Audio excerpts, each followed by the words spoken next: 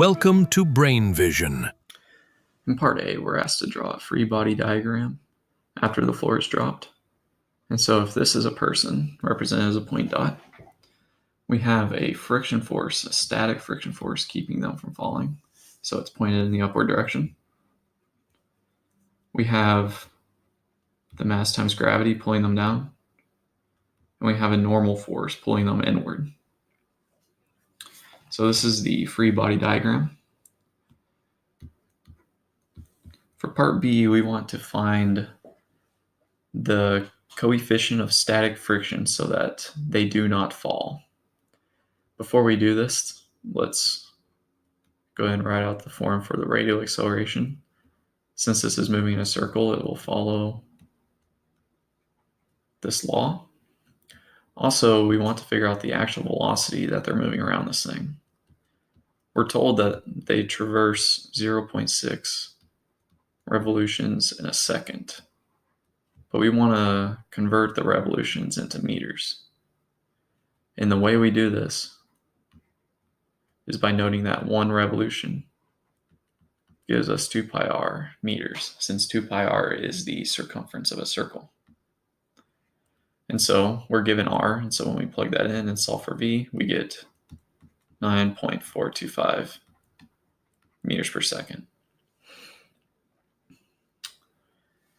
Now, we're going to take the static friction force to have its max value.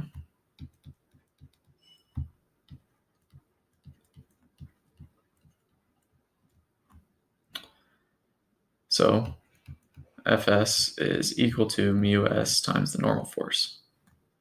Now we're going to do sum of the forces in the y direction is equal to 0 since there's no acceleration in the y direction. This implies that the static friction force minus mass times gravity is equal to 0. And now we can plug in mu s in for the static friction force. When we do that, we get mu s times n is equal to mg. So we're going to set that aside for now. Actually, before we set aside, let's go ahead and solve for n. We get mg over mu s. And then now we're going to set it aside. Now we're going to do the sum of the forces in the x direction.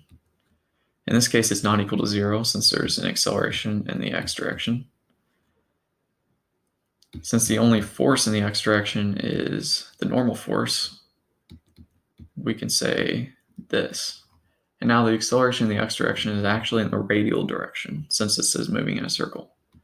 And so we have mass times the velocity squared over r, since v squared over r is the expression for the radial acceleration.